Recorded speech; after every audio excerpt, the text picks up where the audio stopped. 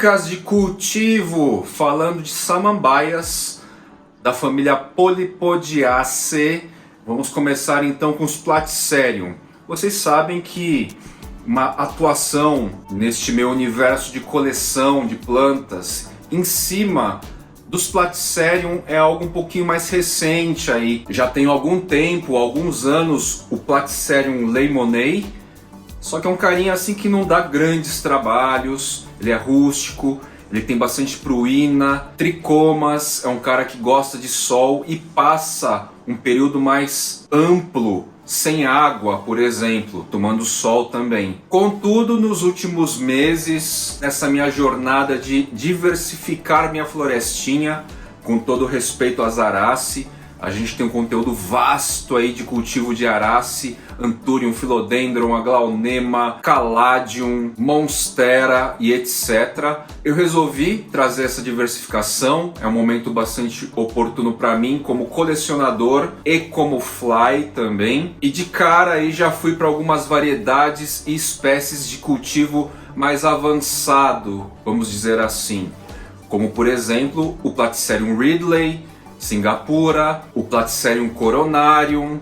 Vamos dar uma olhadinha então como aquelas mudas que estão aqui assentando na parede da cozinha, como elas estão se desenvolvendo aí, já que é uma modalidade meio nova aqui no meu rolê, cultivo de Platycerium.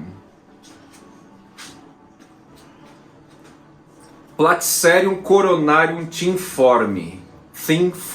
Primeira coisa que vocês vão notar é que eu estou mantendo na bolotinha aqui, no montinho de esfagno que veio direto do produtor. Já tem aí uns 2-3 meses que eles estão assim, mantenho nessa posição, e foi basicamente o modelo de assentamento que eu decidi praticar aqui na parede da cozinha com os Platycerium. E o que a gente tem de novidade aqui? Primeiro, praticamente não caíram folhas férteis, uma folhinha só que caiu, e a gente está com um crescimento muito visível aqui de uma bela folha coletora, ó. Acho até que parou de crescer, não cresceu tanto quanto a anterior, isso acontece no processo de assentamento, inclusive. Ela ainda está se acostumando, se aclimatando com o lugar. São Paulo, embora tenha entrado na primavera com dias quentes e chuva, tem passado também por períodos longos de frio, de inverno. Hoje, por exemplo, 13 graus, meio que louco tudo isso, mas mesmo assim, olha só, uma espécie, Platycerium coronarium, que é de clima quente e úmido, me liberou essa lâmina coletora nova, está vindo uma nova aqui também, muito provavelmente seja coletora também, não ainda uma lâmina foliar fértil, tá legal? Vou mostrar outro indivíduo aqui também.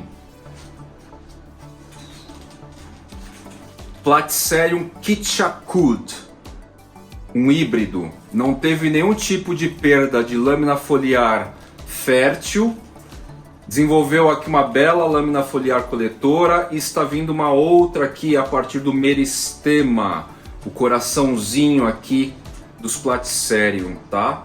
Mesmo modelo, mantive no esfagno, a qualquer momento eu posso fazer o replantio aqui, mais ou menos como o amigo Alan desenvolve.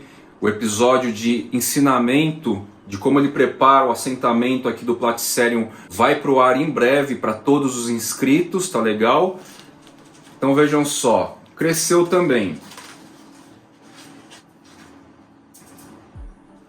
Platycerium Ridley Singapura, o primeiro indivíduo que chegou aqui já nessa composição do pessoal da Platycetaria Santa Fé. Essa lâmina coletora aqui também cresceu, tá vindo essa segunda, certo? É o carinha que está mais feinho assim, mas a gente vê o que? Desenvolvimento também, crescimento. Então a partir desses 3 espécimes, como que eu tenho feito o cultivo? Um lugar que preserva mais calor, longe de corrente de vento, próximo a mim, onde eu posso borrifar, analisar diariamente.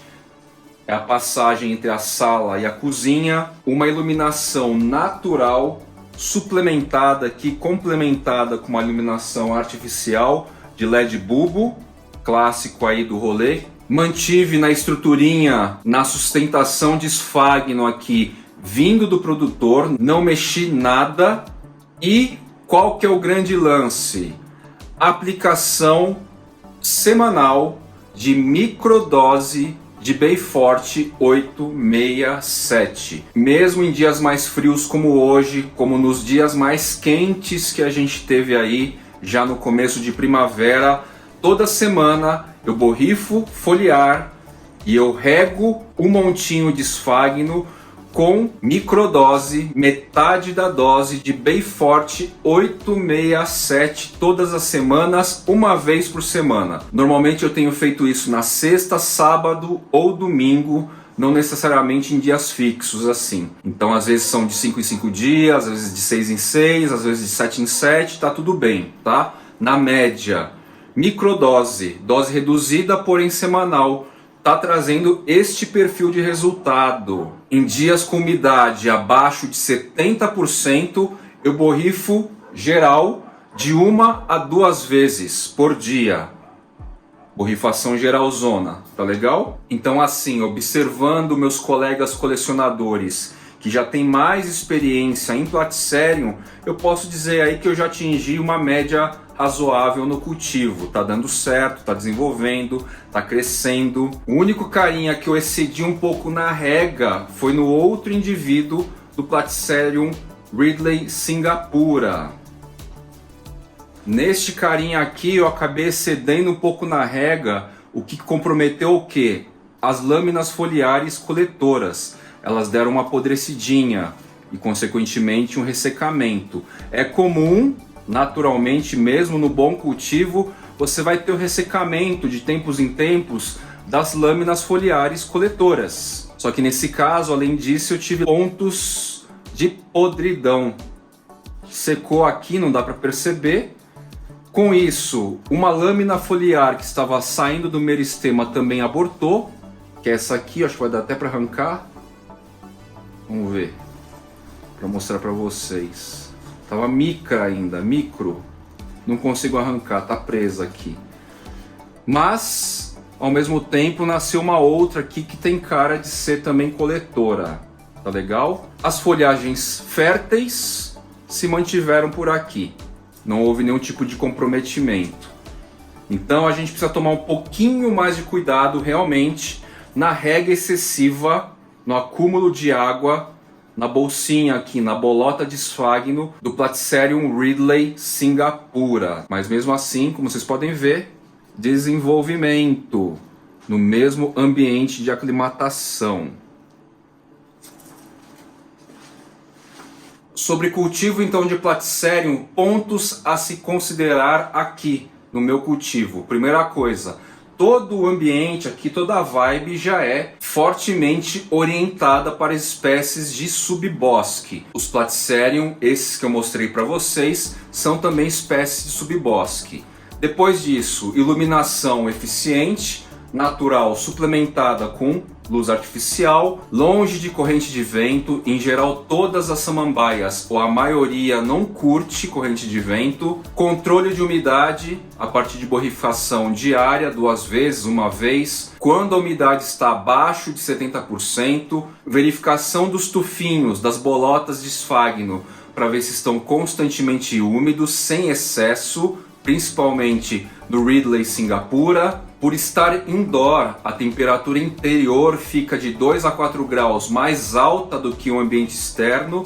Isso ajuda também a esse controle de temperatura. E por fim, e para mim o preponderante aí no rolê do cultivo, da manutenção, é essa fertirrigação, essa adubação periódica em microdose. Fly, por que você adotou microdose assim, diferente da Azarace? Juro, gente, foi por pura intuição. Alguma coisa me diz que é legal fazer microdose assim nas samambaias.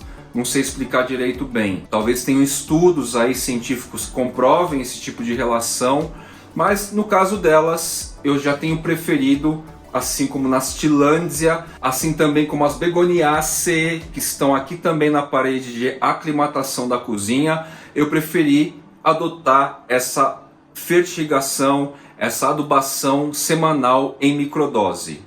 E está dando tudo certo. Vamos ver então como que estão as Begoniaceae neste contexto. Begonia raja, desde que chegou aqui, solta folha atrás de folha e na média dão 2 folhinhas por mês. Aquele bichinho minúsculo já foi para um pote maior. A gente vê aqui a apical com desenvolvimentos específicos que eu não consigo reconhecer ainda, mas a muda cresceu bastante já, tá? É notável que as folhas mais antigas vão perdendo as colorações, as pigmentações vermelhas, ó, e as novas, essa aqui ainda em formação tá bem característico, bem bonita, certo? No caso aqui da Begonia raja, eu acabei de trocar o pote, coloquei no pote maior, já era notável as raízes meio que circundando o vaso, foi um bom momento. E a gente está tendo um ótimo crescimento dessa espécie que a priori, devido à origem, ela seria mais sensível à intermitência de umidade num ambiente como este. Mas ela está bem estável, está crescendo bem, também com base de microdose e todas as demais características citadas desta parede aqui da cozinha, certo? E se eu não exceder em rega, a grande questão é essa. Se eu mantiver uma borrifação periódica e não exceder em rega, principalmente o excesso de rega, ela vai seguir muito bem. Como vocês viram recentemente num vídeo do Fábio, apresentando espécies e falando um pouco de cultivo, tá aqui o episódio. Ele estudando e eu de maneira empírica notamos que begônias, devido às características morfológicas, as formas das raízes, não querem nada muito profundo, não curtem muita profundidade, não que aqui seja muito profundo, tá? Profundo é 1,5 metro ou mais. As raízes não atingem essa profundidade, elas gostam de um substrato muito aerado, muito fibroso, e elas gostam de esparramar horizontalmente. Então vasos de begônia não precisam ser muito profundos. Assim, a parte superficial da serrapilheira, superficial é isso, 1 metro mais ou menos, é aquela área que costuma evaporar com mais facilidade e molhar com a chuva, evaporar com mais facilidade e molhar com a chuva. Então nesta intermitência, se às vezes dá uma secadinha, é menos prejudicial. Você vai fazer uma rega e abundância num dia quente, aí no dia seguinte gela, aquela água vai ficar empoçada aqui. Vai demorar para evaporar, vai demorar para a planta consumir, porque ela vai ficar mais lenta também. E aí o cuidado principal com a begônia é esse olhar para a rega. Fora isso, todas as demais características das Araceae, dos Platycerium também, tá legal? Quem me acompanha aí então, já deu uma espiada, os olhos se fixaram a Begonia raja, podem notar então o crescimento evidente. Realmente a bichinha está indo muito bem. Begonia chemei, o indivíduo da mesma leva da Begonia raja. Olha como tá grandona aqui. Com certeza é momento de tirar deste potico. Com certeza as raízes também estarão circundando esse vasinho. Ela está muito bem aqui, nessa mesma métrica geral das condições climáticas, e também uma rega muito menos evidente aqui, uma rega muito mais controlada, melhor dizendo, tá? Então ela está crescendo super bem, numa média também 2 folhas por mês, e as folhas estão cada vez mais grandonas aqui, tá? Desenvolvendo super rápido. No caso dela, como ela está voltada para a luz artificial, dá para dizer que 100% ou 90% da captação de iluminação vem do LED bulbo aqui, tá legal? Em breve eu vou trocar aqui de recipiente, tá? Tá merecendo um vaso maior. A Begonia grisea, também desta leva, ela é a mais robusta, a mais fortinha, com caule mais estruturado. Graças a esse caule, subentende-se aqui uma rega menos prioritária ainda, ou seja, ela aguenta mais secura, toda a estrutura sugere esse tipo de condição. E assim, não cresceu tanto porque, vejam só, ela tem tricomas também. ela é pelúcida, assim como o Platycerium lemoinei, assim como outras espécies que têm essa estrutura pelúcida e ocasionalmente pruína. Pruína é aquele pozinho branco também nas folhagens. O que significa em geral pruína e tricoma nas folhas, os dois juntos ou um ou outro? Essa realidade de tricoma mais pruína ou um ou outro significa que a espécie ela precisa de mais sol direto. E no caso aqui então, o sistema de LED bulbo mais a luz natural não estão sendo aquela maravilha de iluminação para a begônia grisea. Ela quer mais energia, como a venosa, como potencialmente a curte, que são todas parentes, né, muito próximas aí na questão filogenética, palavra nova aí que eu aprendi com o Fábio também, certo? Então olha só, eu devo tirar este espécime, este indivíduo deste potico, colocar num pote maior e deixar em um ambiente externo, onde ela vai poder tomar um sol mais intenso, mesmo que filtrado, como essa área aqui dos fundos em boa parte, tá legal? E aí sim a gente vai ver um desenvolvimento mais acelerado dessa espécie, que é robusta, porém está com baixa iluminação para sua categoria, Begônia grisea. E para finalizar aqui os sucessos alcançados no cultivo dos Platycerium polypodiaceae, das Begoniaceae, quero mostrar para vocês aqui como cresceu outdoor, indoor, porém fora do terrário aquário, a Begônia paranaensis, que para mim é uma das grandes beldades do rolê da Urban Jungle relacionado à begônia. Ela tem uma estética muito intuitivamente relacionada às plantonas que compõem aí o grupo das Araceae, tá?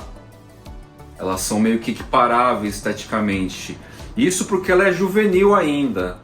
Na formação plena da folhagem, vai ficar essa coisa linda, diferenciada, muito característica, muito distinta, certo?